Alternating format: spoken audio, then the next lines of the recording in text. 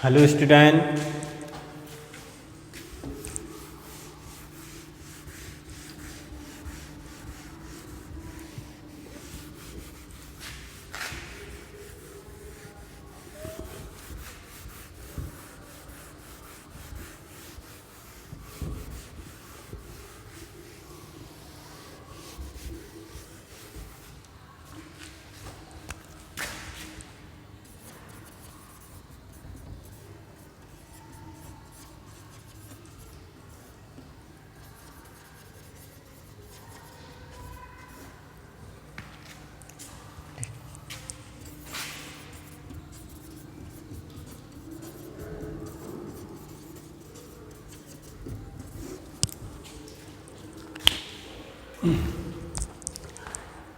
Chapter 2 जीव जगत का वर्गीकरण।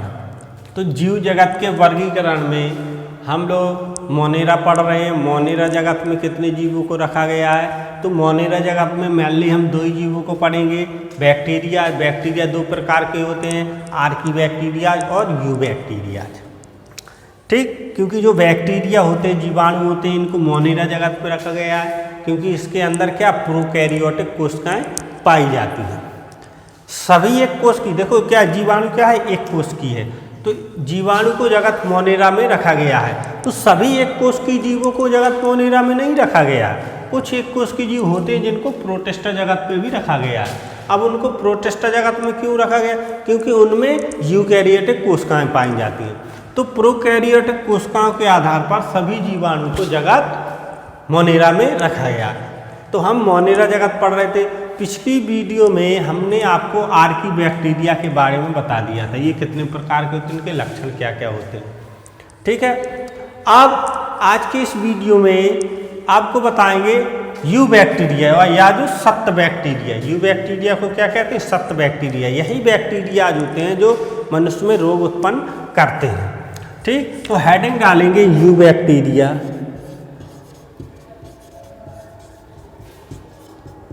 या सत्त बैक्टीरिया।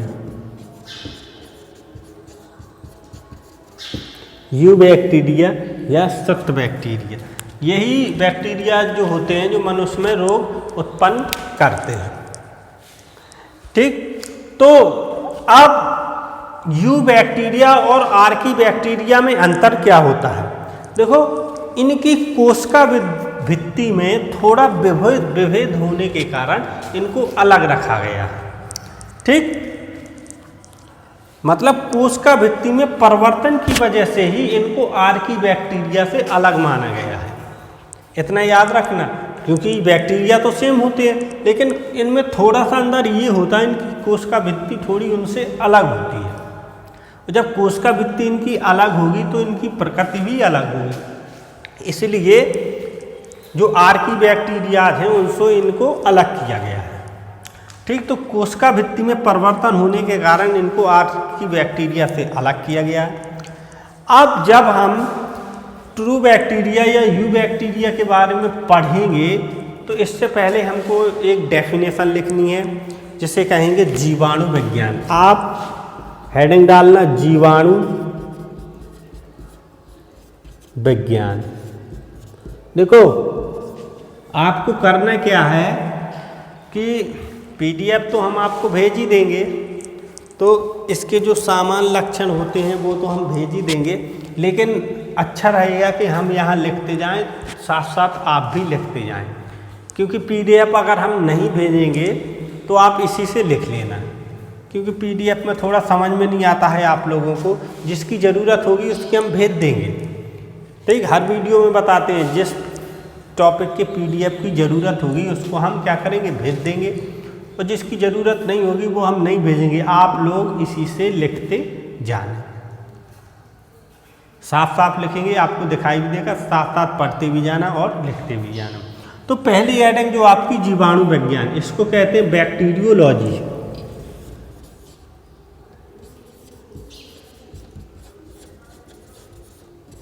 बैक्टीरियोलॉजी आपको लिखना हो लिख लेना, नहीं तो कोई बात नहीं, आप सीधे डालेंगे जीवाणु विज्ञान। जीवाणु विज्ञान क्या है? तो विज्ञान की वह शाखा विज्ञान की वह शाखा जिसके अंतर्गत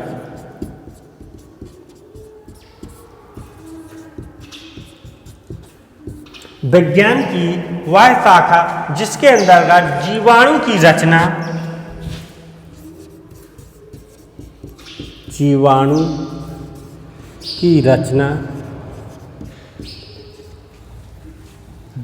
की रचना कौमा उनका आकार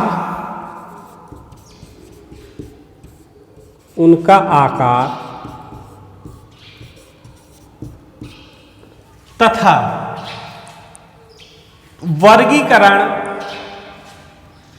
जीवाणु की रचना कौमा उनका आकार तथा वर्गीकरण एवं जनन तथा वर्गीकरण एवं जनन आदि का अध्ययन करते हैं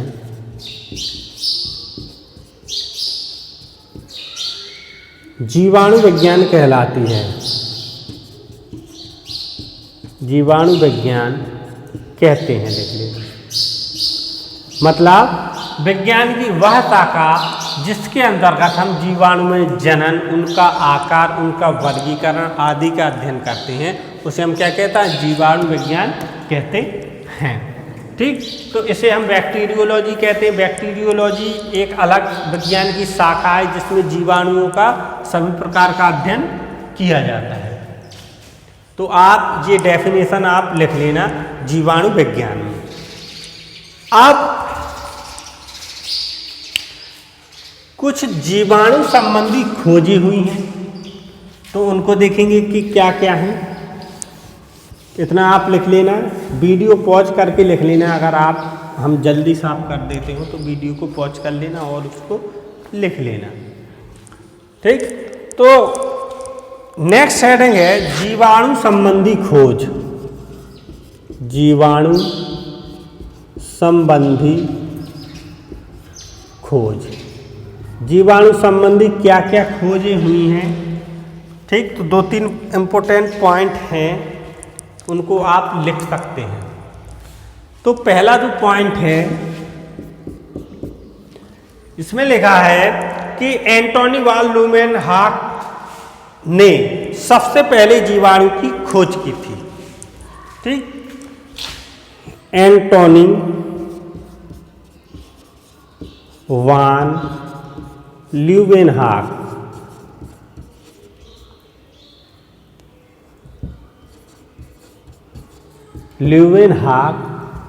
नामक वैज्ञानिक ने, ये हॉलैंड के थे, हॉलैंड निवासी, तो लिख लेना हॉलैंड निवासी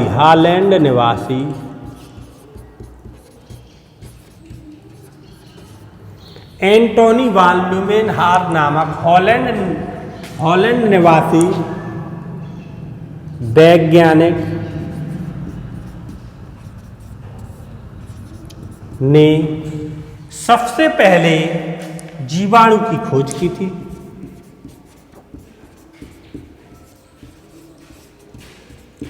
जीवाणु की वास्तव में मारो बिल्कुल ध्यान, ये तो याद आ तो हमें ध्यान आ जाता नहीं यार। वहाँ अब हम कल हाथ में लिख ले हैं गद्दी में करते हैं, यही खाओ जब तक। ठीक, तो हॉलैंड निवासी जो वैज्ञानिक थे एंटोनी वान ल्यूमेनहॉक ने सबसे पहले जीवाणु की खोज की थी।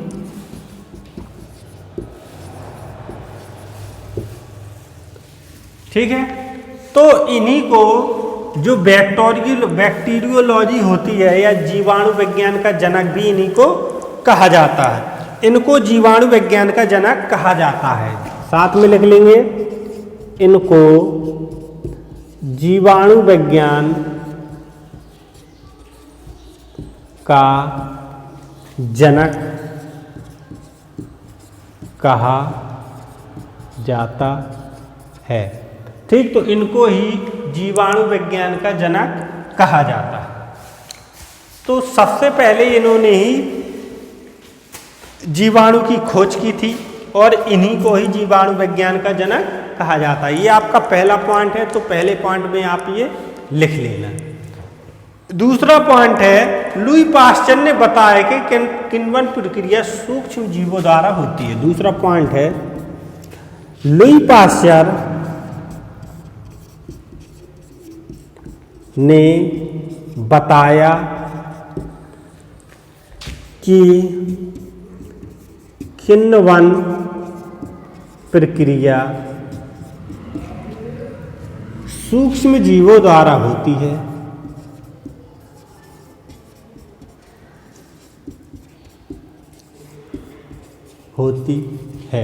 फिर इसके बाद एक वैज्ञानिक थे लुई पास्चर,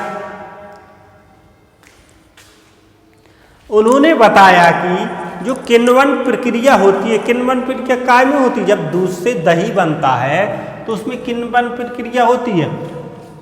तो जो किण्वन प्रक्रिया होती है वो सूक्ष्म जीवों के कारण होती है। इसमें सूक्ष्म जीव पाए जाते हैं, वो भी जीवाणु होते हैं। देखो जीवाणु, हर जीवाणु इंसान में रोग उत्पन्न नहीं करता या जीवों में रोग उत्पन्न नहीं करता। कुछ जीवाणु हमारे लिए फायदेमंद भी होते हैं, ये बात याद रखना। कुछ जीवाणु रोग उत्पन्न करते हैं, कुछ जीवाणु हमारे लिए फायदेमंद भी होते हैं। तो लुई पास्चर जो वैज्ञानिक थे, उन्होंने ये बताया कि जो किण्वन प्रक्रिया होती है उसमें कुछ जीवाणु, सूक्ष्म जीवाणु होते हैं, वही किण्वन प्रक्रिया करते हैं। और वो जीवाणु क्या होते हैं? जीवाणु होते, बैक्टीरिया, विषाणु नहीं होते, वो जीवाणु होते। तीसरा पॉइंट है, रॉबर्ट कोच ने एंथ्रेक्स व क्षय रोग के जीवाणुओं का पता लगाया। तीसरा पॉइंट है, रॉबर्ट कोच ने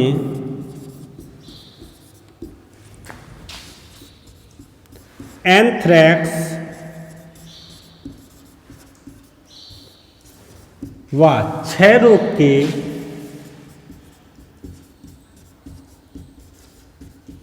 जीवाणुओं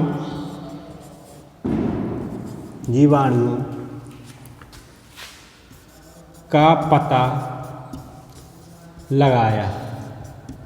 बाद में एक और वैज्ञानिक हुए जिनको कहते हैं रॉबर्ट कोच। रॉबर्ट कोच ने एंथ्रेक्स एक रोग होता है उसके जीवाणु की खोज की थी, और क्षय रोग जो टीबी होता है उसके जीवाणु की भी खोज की थी। तो इन दो रोगों के जीवाणुओं की खोज किसने की थी? रॉबर्ट कोच ने। उन्होंने बताया कि ये दोनों रोग कैसे होते हैं? जीवाणु होते हैं और जीवाणु से होते हैं, और उन्होंने इस रोग के जीवाणु की खोज की थी। बाद में एक एलसी कैलमेटी ने बीसीजी के टीके का आविष्कार किया था। एलसी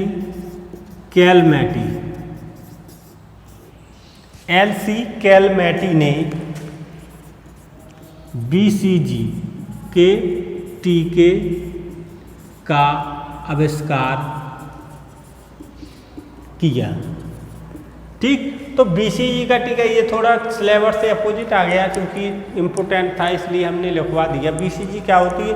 टीबी के टीके को हम क्या कहते हैं? बीसीजी कहते हैं। तो उन्होंने इस बीसीजी टीके की खोज की थी। किसने की थी? एलसी कैलमेटी ने बीसीजी के टीके की खोज की थी। तो ये कुछ इम्पोर्टेंट पॉइंट थे जो आपको जानना जरूरी था जीवाणु विज्ञान या वायरोलॉजी, बैक्टीरियोलॉजी के बारे में। अब इसके बाद जो यू बैक्टीरिया या सत्त बैक्टीरिया था उसके सामान्य लक्षण लिखेंगे। तो देखो यू बैक्टीरिया के लक्षण भी कैसे होते हैं? आर्की बैक्टीरिया जैसे, या जगत मोनेरा में जो लक्षण हमने लिखवाए थे सेम, क्योंकि उसी जगत के जीव हैं तो लक्षण भी क्या होंगे? सेम होंगे।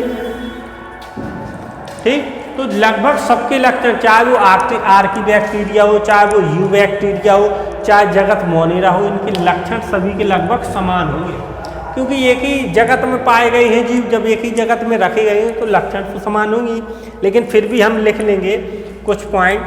तो हेडिंग डालेंगे यू बैक्टीरिया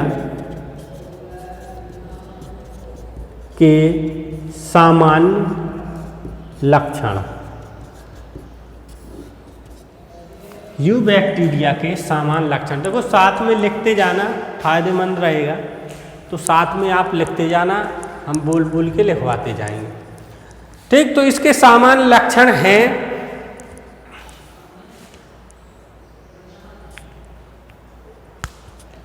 तो पहला लिखना है जीवाणु एक कोश की जीव है। जीवाणु एक कोश की जीव है। ठीक, जीवाणु कैसा होता है? एक कोश की जीव है। इसकी संरचना सरल होती है। इसकी संरचना सरल होती है। ठीक, इसकी संरचना कैसी होती? सरल होती। तो ये तो हो गया पहला लक्षण। अब दूसरा लक्षण देखेंगे, जीवाणु जल, थल, वायु सभी जगह पाए जाते हैं। जीवाणु जल, थल, वायु सभी जगह पाए जाते हैं। जीवाणु जो होता है जल में, थल में और वायु सभी जगह पाए जाते हैं, सभी जगह विद्यमान रहते हैं। अधिकांश जीवाणुओं में क्लोरोफिल नहीं होने के कारण, आगे लिखेंगे, अधिकांश जीवाणुओं में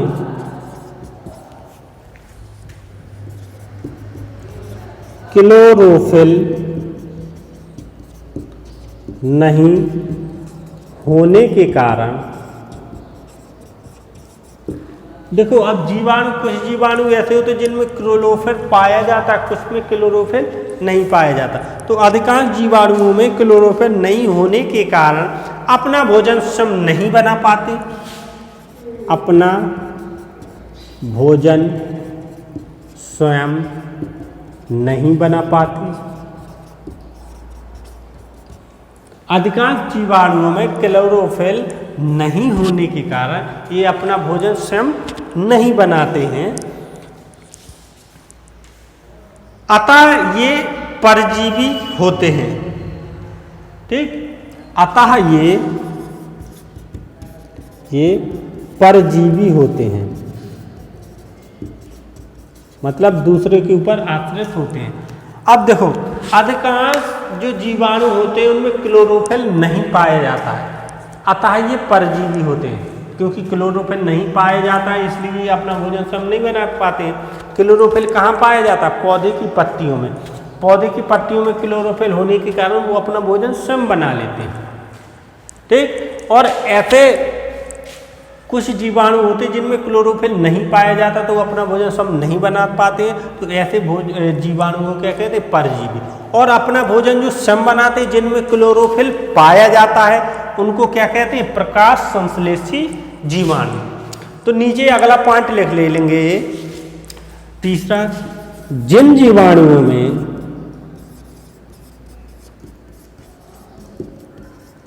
क्लोरोफिल, जिन जीवाणुओं में क्लोरोफिल पाया जाता है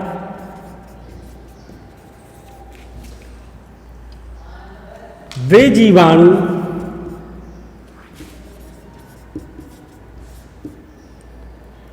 स्वपोषी होते हैं।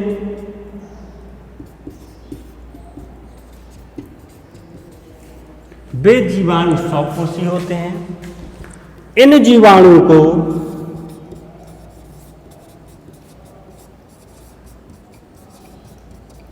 प्रकाश संश्लेषी जीवाणु कहते हैं।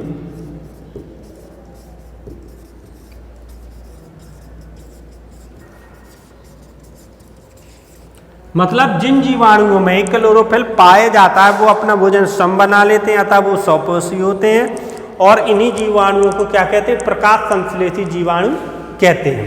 नेक्स्ट पॉइंट लिखिए, जीवाणु कोशिका में वास्तविक केंद्रक नहीं पाया जाता है। अगला पॉइंट है,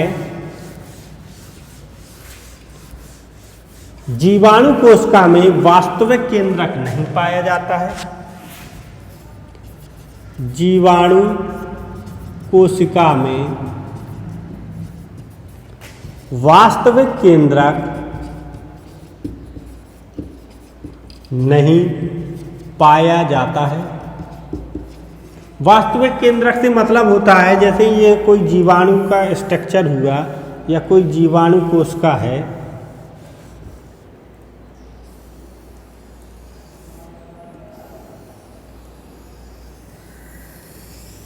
तो वास्तविक केंद्रक क्या होता है? कोई केंद्रक जिसमें केंद्रक का आवरण हो और इसी के अंदर जो क्या होता है डीएनए पड़े रहते हैं, ये होता है वास्तविक केंद्रक आवरण। तो इसमें क्या होता है? वास्तविक केंद्रक नहीं पाया जाता, केंद्रक आवरण ही नहीं होता।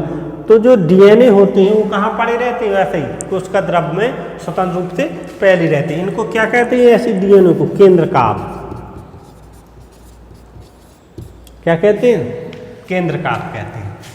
ठीक, इसमें एक और संरचना होती है मीजोसोम। इसे क्या कहते हैं? मीजोसोम। मीजोसोम। तो देखो, जो पादप कोशिका होती है, पादप कोशिका में मीजोसोम नहीं पाया जाता है, उसमें क्या पाया जाता है? माइटोकॉन्ड्रिया।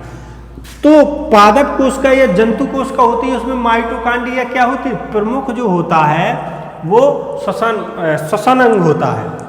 जो माइटोकॉन्ड्रिया मतलब ऊर्जा संबंधी जितनी प्रोसेस होती हैं, ऊर्जा कहाँ से निकलती है, कितनी बनती है, ये सब माइटोकॉन्ड्रिया को ऊर्जा का पावर हाउस कहते हैं। मतलब ऊर्जा संबंधी जितनी प्रक्रियाएं होती हैं वो माइटोकॉन्ड्रिया में होती हैं।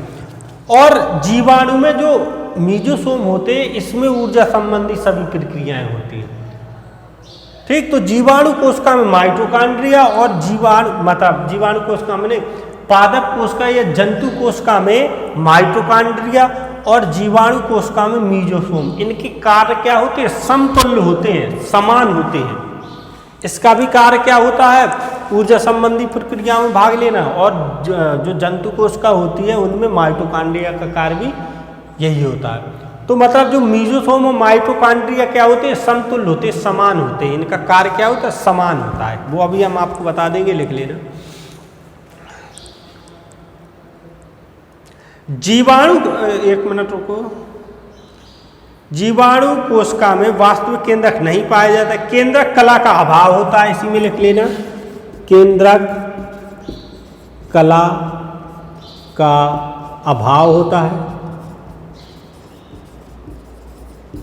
जो केंद्रक कला होती है उसका अभाव होता है, मतलब केंद्रक कला नहीं पाई जाती है, ऐसे केंद्रक कला का अभाव होता है। साथ में थोड़ा और है, इन केंद्रकों को केंद्रकाभ कहते हैं। ऐसे केंद्रकों को